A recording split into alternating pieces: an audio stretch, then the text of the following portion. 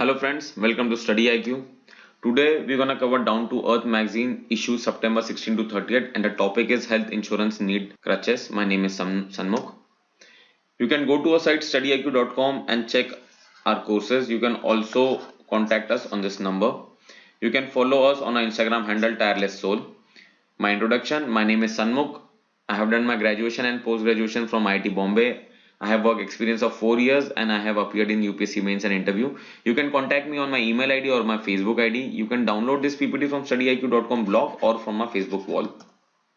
So let's have an overview of this magazine, what we're going to cover it. So we're going to talk about health insurance scheme, and as we are reading Down to Earth magazine, we have a critical outlook of it. We'll read about ozone layer and the hole in the ozone layer.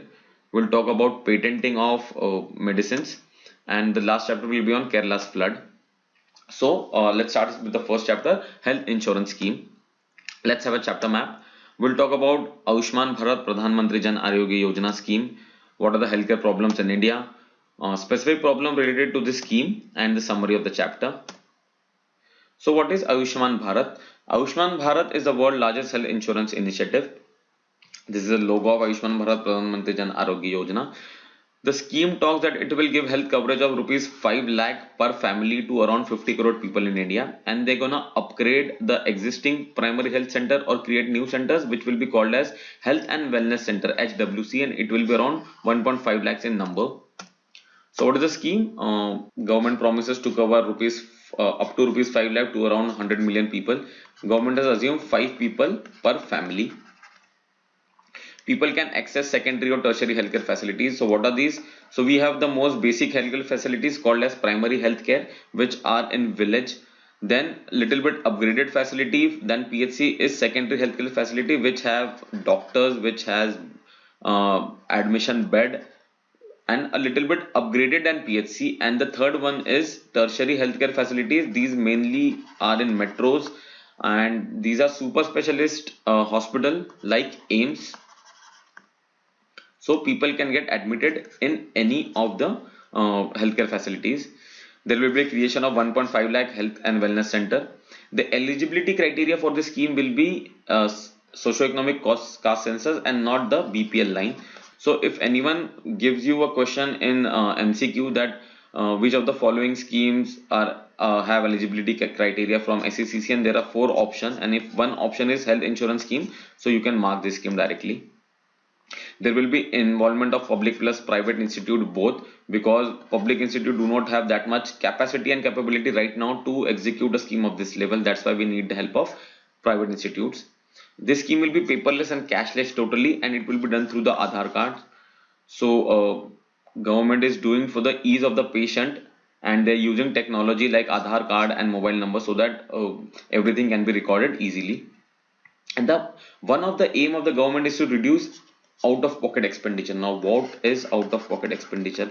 Generally when a patient goes to a hospital, it needs to covered and it generally needs to get covered from a scheme or something like that, but in generally many times a patient is not covered under that scheme, and the patient pays from their pocket from their pocket. So that is why it is called out of pocket expenditure, and in India the OOPA is quite high. The aim of the government is to reduce it. What are the healthcare problems in India? In general problem, private hospital charges around 3 times as compared to the public hospital, quite a huge number. And 70% of the treatment is done in private hospital, and only 30% of the treatment is in public hospital.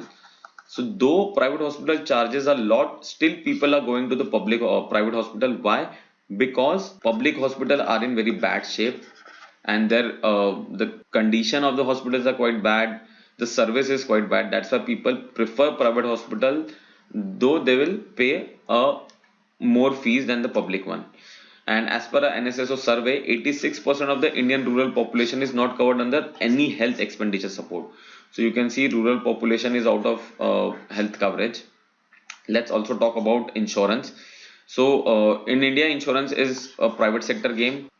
And the previous scheme called as Rashtriya Swasthya Bima Yojana, launched by the previous government, has not shown very impressive result, and the number of enrolled families and state have come down. So there is a fear that even this scheme can have same results. And currently health insurance coverage in India is around 11%, which is quite less and poor. So there is a need to increase the insurance coverage of the people. So what are the specific problem with the scheme Ayushman Bharat Pradhan Mantri Jan Arogya Yojana? So health is a state subject. So each state have their own scheme. In generally they have their own scheme for health coverage, and now center is giving a big scheme for health coverage. There will be two parallel scheme running in the state, which will cost extra to the state. So just to give you an example, Tamil Nadu is running a scheme called Kalaingar scheme. Maharashtra is running a scheme named Rajiv Gandhi Jeevan Dayi Arogya Yojana, and Gujarat is running a scheme Mukhyamantri Amrutan Yojana. Now they are forced to run even this scheme Ayushman Bharat Pradhan Mantri Jan Arogya Yojana. So there will be extra cost of this scheme, and state need to run two schemes so that human resources also be divided into two. The first problem is this. The second is as public institute is not that much have capacity right now, so they need to involve private hospitals, but private hospitals are not eager to get involved. So recently in Haryana, only public institute participated in the scheme, and there were no private institute got associated with the scheme. So this is one big problem for the government to get to take and get all the private hospital empaneled in the list. So why private hospitals are not getting involved in the scheme? Because government is not following market rate, and the rate and prices the government is giving for the medical facilities is quite less as compared to the market rate. So it can give private institute a loss. That's why they are not getting engaged in any of the schemes. The fourth one is as the eligibility criteria is decided by socioeconomic caste census, it can create a problem of exclusion error. It can exclude some people out of the scheme, and some state can face problem like Karnataka, which has opened scheme to everyone. So to reduce the problem of exclusion error, so government needs to look on this problem of exclusion error. The fifth problem is the health insurance scheme currently is covering on 1350 diseases, but some states like Rajasthan has covered around 1400 diseases, which is greater than the Pradhan Ayushman Bharat scheme. So there will be a problem for the state of Rajasthan, who will run two schemes having two different diseases coverage. Then there is a problem of premium. The premium in RSBY was 750, PMAJY was 1050, and in Kerala it's more than 1050. So a problem of premium among the state and the scheme by the center. One of the major problem is the budget. So right now government has allocated a budget of rupees 2000 crore for the scheme of Ayushman Bharat Pradhan Mantri Jan Arogya Yojana, but Niti Aayog in their one report have estimated that the scheme will require 12,000 crores. So 2000 is nothing in front of 12,000. Another estimate tells us that the scheme gonna require around 20,000 to 40,000 crore rupees. So there is a need to increase and evaluate what exactly will be the requirement of the budget, and how much and how government should allocate to it. Then one of the problem in the health sectors in India. So this scheme says that it's focusing more on out-of-pocket expenditure, but of all the health problems in India, out-of-pocket expenditure is only a part of it.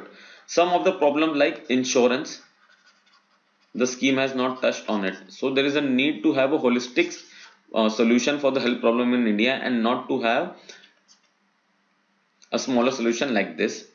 And just to take reference of the previous scheme, Rashtriya Swasthya Bima Yojana, the scheme was not that successful.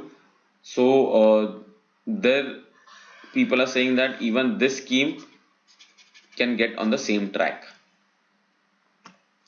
Then I took this picture from Down to Earth magazine. It just gives a statewide list of certain parameters, like what is the out-of-pocket expenditure as percentage of total expenses, or what is the population per government hospital per bed. So you can just have a look at this data and have a feel of what current status of Indian health sector is right now. This won't be asked in any exam. They won't be asking it. This is just for your reference. So you can pause the video and have a look at it. I'm going forward to next slide. Let's talk about another problems. There is a debate of infrastructure versus insurance in India right now. So government in the past decade has spent around rupees 30,000 to 40,000 crore in insurance. And what down to earth says that if government have invested this money in infrastructure development, this could have been a long-term solution and this could have been a long-term impact on the health sector in India. But this didn't happen. And in states like Tamil Nadu and Kerala, the insurance coverage is around 60 to 70% from public sector. Why this is there? Because there is a high trust among the people and the public institute. So the center and other state needs to focus to develop a trust between people and the government health institution, which is a big problem right now for the Indian health sector. So this was the whole chapter for you. Let's have a summary of it. What did we talk about? We talk about Ayushman Bharat Pradhan Mantri Jan Arogya Yojana, world largest health insurance initiative. Government will give rupees 5 lakh per family and it will give to around 50 crore, and there will be upgradation or the renovation of 1.5 lakh health and wellness centers in India. But there is a problem with this. What are the problem? That health is a state subject. So state gonna run two schemes from now. There will be overlapping of schemes. There is currently inadequate infrastructure in India right now for the health sector, and to implement a scheme of this scale, we need to improve infrastructure. The budget allocated is around 2,000 crore rupees in India for this scheme in India, and we need to increase it to around 12,000 crore rupees. There's a problem of exclusion era. Government need to focus on it. Market rate is one problem. Due to that, private institutions are not taking much participation in this thing, and there's a problem of trust issue among the public health institution in India, and we need to increase this trust among the people and the government institution. So these are the problem regarding the scheme Ayushman Bharat Pradhan Mantri Jan Arogya Yojana. Let's have a look at the question. Which of the following regarding IRDAI, Insurance Regulatory Development Authority of India, is incorrect?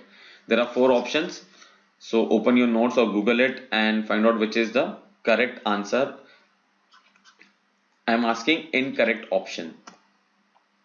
Let's talk about another chapter, hole in the sky. This chapter is on ozone hole.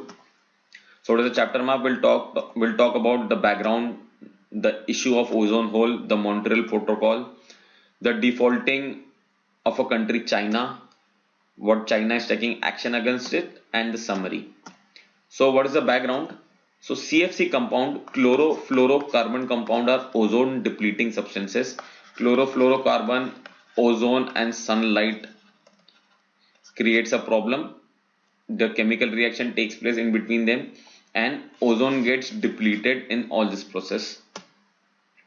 So chlorofluorocarbon are product of industrial manufacturing. They used to be present in refrigerants, in AC and many other industrial processes. This is how it looks chemically, chlorofluorocarbon. So we all know about ozone. It's present in stratosphere. It absorbs UV radiation, which saves us from cancer damage. It can damage plant. It can cause us cataract. So ozone is very useful for humankind. And due to that thing only, the international agreement came up of Montreal Protocol, which banned the production and usage of CFC totally, so that ozone can be saved. And due to this Montreal Protocol, the ozone depletion has been reduced. But what is the issue right now? The issue is from a recent UK based NGO. It came that China is using or manufacturing CFC illegally. So this is a problem. Let's talk about Montreal Protocol, why this protocol came and when did it come. The global treaty was signed in 1987, and it said to halt the production and consumption of all CFCs. So it gave a deadline of 1996 to developed world and 2010 to developing countries. So you can see in 1987 there was 22.4 million square kilometer of ozone hole over Antarctica, and in 2017 it is around 19.6 million square kilometers. So a positive result, a good result, and Montreal Protocol is working successfully.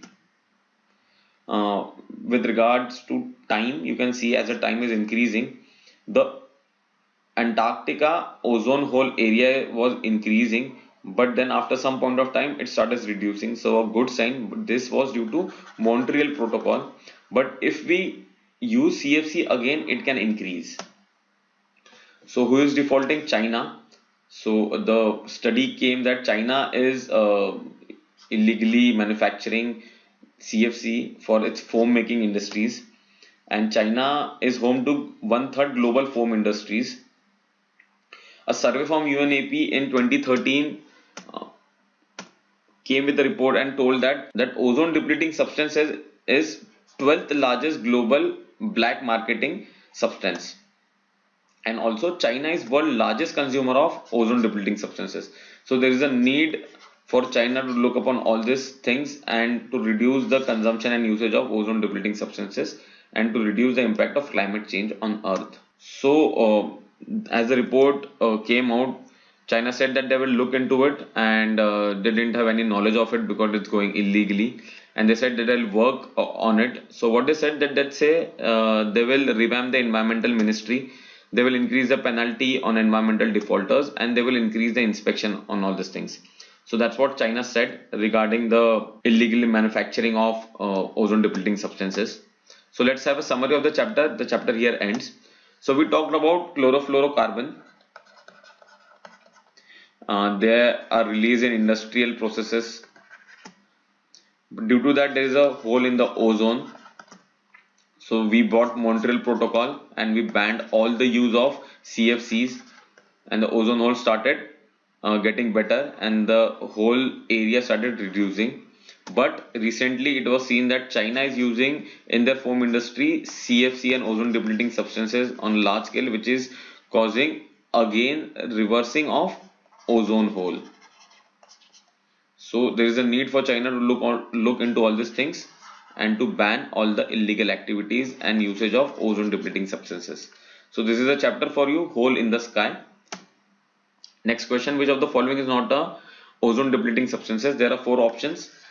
Just open your environmental notes or geography notes and have a look at it, or even I think you know the answer, just mark it. We'll discuss the answer at the end of the chapter. Next chapter is patently absurd. So we'll talk about patenting in this chapter. So what was in the news? There are many drug company who seek 100 of patent on the single drug to extend monopolies. So what the company do, supposedly this is a drug. So when we manufacture a drug for any diseases or anything, the company gets a patent over it. So they can use this patent for some X years of life of that patent, and after that those X years the patent can be open to all, and it can be used by anyone else through different ingredients or different processes, and they can create a generic medicine out of it, which can be cheap and affordable to all. But what manufacturing company do, that they change their patent by just slightly tweaking the chemical formula. They actually do not innovate anything new, they just tweak a little bit formula, and they said that they have repatented it. So this is the process they follow in generally, and they increase the life of the patent so that no one can create any new drug or generic medicine out of the medicine after the patent life ends, and they increase the patent life. So as I said, this process, all the process I talked about is called as evergreening of the patent. They don't let the patent die, and they evergreen it after some years continuously so that the patent is kept and they can take benefit economically from the patent and do not let generic drug to get manufactured. So it is also called as a slight tweak in innovation. This is not an actual innovation but a slight tweak in it. What can be impact of it? The major impact is due to over patenting is overpricing of the drug. The only aim of over patenting is overpricing so that the manufacturing companies can reap that economic benefit out of it.